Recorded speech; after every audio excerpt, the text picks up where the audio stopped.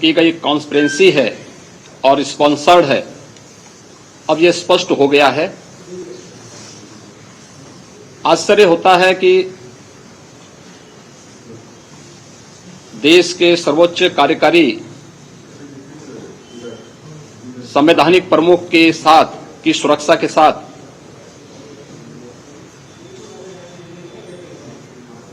Blue book और protocol के तहत भी सुरक्षा के जिन सामान्य नियमों का पालन पंजाब सरकार को करना चाहिए था, जिसके तहत प्रधानमंत्री जी के आगमन पर राज्य के मुख्यमंत्री, राज्य के मुख्य सचिव और राज्य के पुलिस महानिदेशक स्वयं उपस्थित होकर के भौतिक उपस्थिति से अगवानी करते, उस सामान्य शिष्टाचार और प्रोटोकॉल का भी पालन पंजाब की सरकार ने नहीं किया था। किसी भी वीवीआईपी मूवमेंट के पहले इंटेलिजेंस के इनपुट आते हैं। लोकल इंटेलिजेंस पूरे रूट चार्ट को, पूरे मूवमेंट को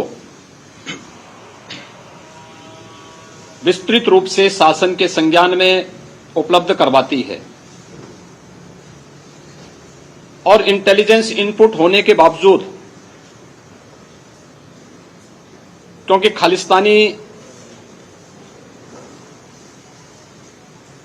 मूवमेंट से जुड़े हुए कुछ तत्वों के बयानात जिस प्रकार से आ रहे थे और इंटेलिजेंस इनपुट जिस रूप में थे, और यह इंटेलिजेंस इनपुट में पहले से था कि प्रधानमंत्री जी की रैली में 1 लाख से अधिक लोग आएंगे, उस सब के बावजूद मौसम खराब है, वैकल्पिक रूट की व्यवस्था भी पहले से वहां के स्थानीय प्रशासन और शासन के संज्ञान में था, लेकिन फिर भी इन सब की अनदेखी करते हुए प्रधानमंत्री जी की फ्लीट को वहां पर रोका गया था जहां पर कोई भी ड्रोन का हमला या सुरक्षा पर आसानी से सेंध लगाने की शरारतपूर्ण चेष्टा हो सकती थी। और इन सब की अनदेखी पंजाब सरकार ने किया। प्रधानमंत्री जी के पंजाब विजिट के दौरान पंजाब के मुख्यमंत्री की उपस्थिति न होना, वहां के मुख्य सचिव और डीजीपी के अनुपस्थित होना, ये ब्लू बुक और प्रोटोकॉल का उल्लंघन तो है ही, लेकिन मुख्यमंत्री, पंजाब के मुख्यमंत्री ये कहकर के पल्ला नहीं झाड़ सकते कि वह एक कोरोना पॉजिटिव के संपर्क में आए थे, जबकि उस दौरान हर व्यक्ति इस बात को देखता है कि वे बिना मास्क के विचरण करते हुए देखे गए और वह इन सब की यानी सुरक्षा की खिल्ली उड़ाते हुए भी देखे गए। इस सारा घटनाक्रम इस बात को प्रदर्शित करता है कि देश के सर्वोच्च कार्यकारी प्रमुख की सुरक्षा के साथ, देश की संवैधानिक संस्थाओं के साथ, राष्ट्रीय सुरक्षा के साथ और देश के सम्मान के साथ किस शरारतपूर्ण तरीके से कांग्रेस पार्टी आज खिलवाड़ कर रही है। मुख्यमंत्री का यह बयान न केवल हास्यास्पद और निंदनीय है कि उन्होंने प्रधानमंत्री की सुरक्षा चूक के बारे में कांग्रेस के उत्तर प्रदेश के प्रभारी को सूचित किया था। ये इस साजिश, इस खूनी साजिश को और भी पर्दाफाश करता है। एक संवैधानिक पद पर बैठा हुआ व्यक्ति इतना गैर जिम्मेदाराना तरीके से सुरक्षा की एक भीषण खामी के प्रति एक ऐसे व्यक्ति को सूचना देने की बात कर रहे हैं जो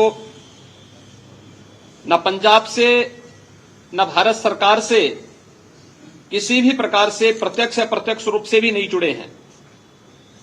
और यह उनके गैर जिम्मेदाराना रवैये को प्रदर्शित करता है। कांग्रेस पार्टी और पंजाब की सरकार सुरक्षा से जुड़े हुए इन सभी मामलों में न केवल भारत के संवैधानिक प्रावधानों का खुले काम उल्लंघन कर रही थी, बल्कि इस देश के खिलाफ एक साजिश कर रही थी। और इससे भी दुर्भाग्यपूर्ण है, कांग्रेस के नेताओं का अन्य नेताओं के भी गैर जिम्मेदाराना बयान। कांग्रेस पार्टी को इस पूरे मामले में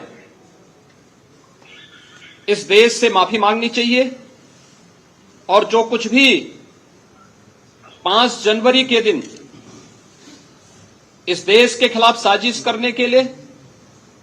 प्रधानमंत्री जी की सुरक्षा के साथ साजिश करते हुए कांग्रेस पार्टी ने करने का प्रयास किया है, वह कांग्रेस पार्टी की असलियत को भी पूरे देश की जनता के सामने प्रस्तुत करता है कि देश के लोकप्रिय प्रधानमंत्री जी की सुरक्षा और भारत के संवैधानिक मूल्यों और मापदंडों की कैसे अवमानना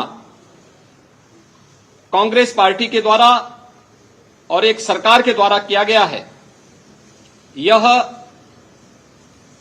उन्हें देश की जनता के सामने स्पष्ट करना होगा और देश की जनता से उन्हें